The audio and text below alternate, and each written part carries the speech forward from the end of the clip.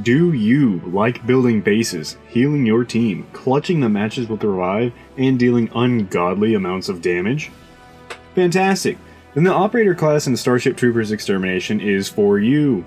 This class is absolutely my favorite as it trades armor and mobility for a jack-of-all-trades mentality. You're able to erect a massive base within seconds that would honestly make the ancient Egyptians a little jelly. What's up, I'm Daka Joe, and I'm going to be giving you some tips and tricks as well as the best loadout for consistently winning your matches like it's a walk in the park. Currently we are still in early access, so all of this is definitely going to be changing down the road, but I'll keep making updates for each class. As for right now, let's get you started in the buggy, visceral mayhem. Oh wait, psych, before we actually start, make sure to drag your testicles across the like and subscribe button for me. The next time I open the YouTube analytics, I want to smell the ball sweat, okay? So just briefly let me give you the rundown of what the Operator is. Basically a support healer unit whose job is to keep teammates alive as well as having a literal fuck ton of utility. Operators are the only class that starts with their utilities at level 1. They also have a resource backpack that allows them to carry double the resources they carry and also a medical UAV drone. This bad boy is a class ability and is downright delicious, but the game doesn't really explain just how useful it is. Basically, it's an instant revive that reses everyone in an area around you, and there is also no limit to how many people it can revive with the initial input, so an unlucky Grenadier shot or a Tiger Elite running havoc gets their work redone with a simple button push. The UAV stays around for a hot minute, and follows you on your adventures like the true wingman that it is. It will revive you too when you go down, so it's basically a get out of jail free card as long as it's up. The base is under attack. It does run out of charges after a few times, so there are key moments to use that, so we'll just get to that later. Your medical stim is pretty decent and does what you would expect. Its main benefit is that it can instantly revive people to full health, and you don't have to sit there while bugs are constantly trying to eat your ass as you are getting someone back up. Since this is your first utility, you have all you really need to be a hard carry healer, and just to be completely honest, if you're going for a medic playstyle, you'll never use another utility other than this. None of the other items will allow you to instantly revive people, heal others, and heal yourself, so you are basically getting a 3-for-1 with this guy. There's not really anything super important about the resource backpack. You can double up on carrying resources, or you can stow the ones you have and run around with your weapon out as you run back to base. And that's the basics, honestly. From this point on, I'll do a more structured list setting to kind of organize it out. Tip 1, the best loadout. So to start us out, we are going to be doing the current best loadout that I've found. Also, just going from top to bottom to make it easy, Operators actually have two really good weapons that you can use, but the absolute best gun in the game currently is a Chi-Hong grenade launcher. This thing gives the bugs the double-decker Pecker Wrecker special, takes a 5-minute coffee break, and then comes back for round 2. It kinda sucks during the resource phase since enemies far away are basically getting off scot-free from you, but during the final defense phase you can dominate the battlefield. Simply get to a good choke point or higher level and rain destruction down. Truly, this thing bombards the hordes of arachnids and allows you to go full brain dead, you know, just without the whole brain bug sucking out your browsing history.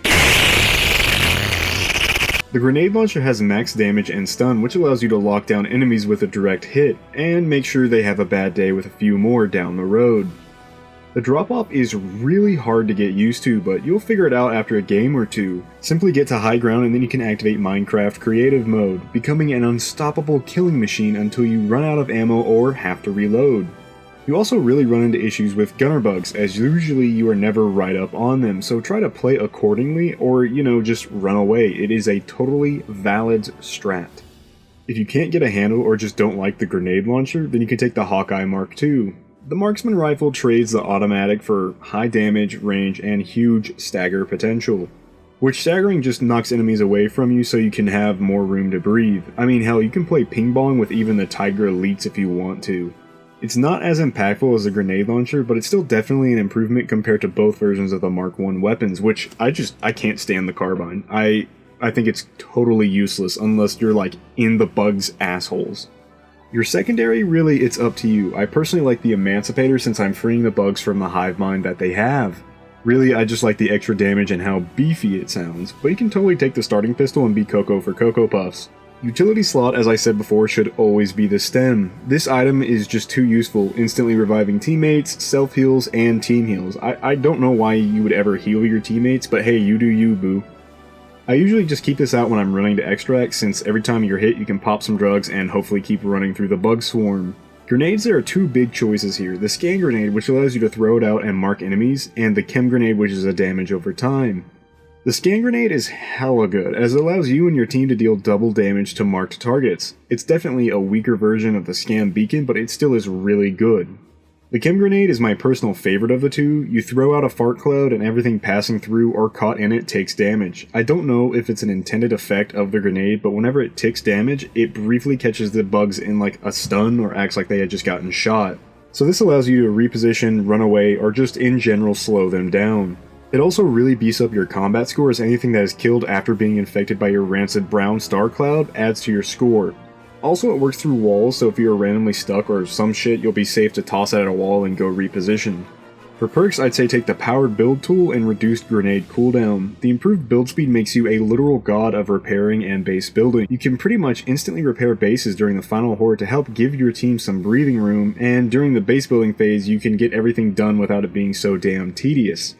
I mean, just to show you, here's a basic tool versus the improved power building tool. You can 100% tell a difference, right?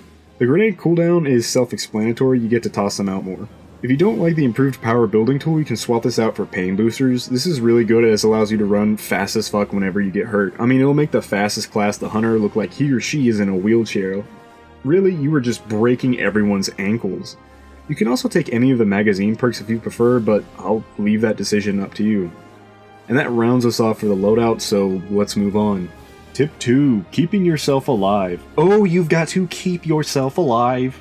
I was gonna put Queen, but you know how anal lord YouTube is, so just pretend I did.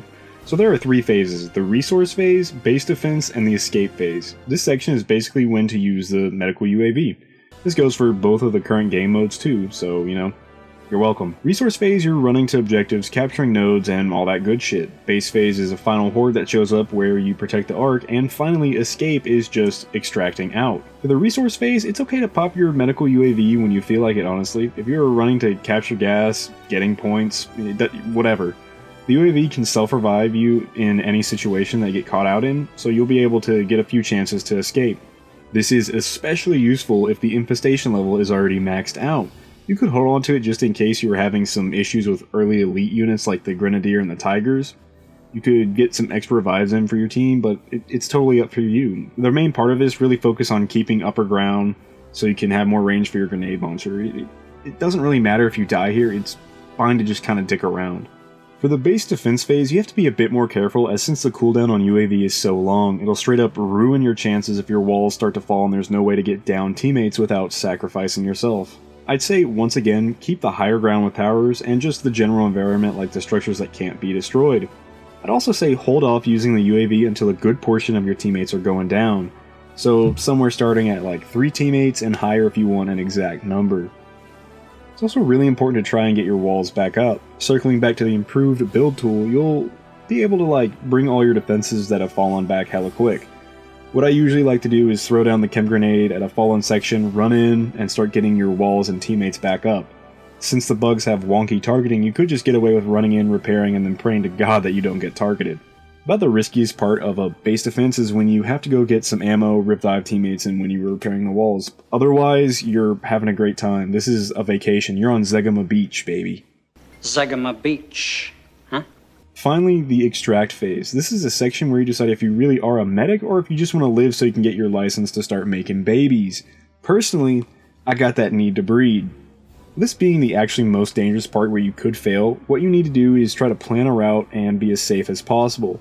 Look for obstacles or higher ground and start running. You can mount pretty much anything in this game. I usually keep my stim out so I can run and self-heal. The chem grenade also plays a huge role in this too, so you can just throw this down when the bugs are emerging from the ground to create a little bit of distance. This also kills drones really quick, which happens to be really stupid fast for some reason. If they hit you, they will knock you out of your sprint and briefly slow you down. If you happen to get ahead, try to turn around and lay some cover fire. Totally optional. I'm just gonna say that, totally optional, but still doable. Now if you're a real man, unlike myself, you get your boys back up. So hopefully the cooldown is up for the UAV while you're running. You can then just stem, pop the UAV, and try to revive, but this is really highly likely to get you killed. And tip 3, don't be alone. This is a final tip, and honestly it's pretty brain dead, like no pun intended. Operators don't have the speed of the hunters and the armor of the bashing classes, so if you're caught out, you're pretty much screwed.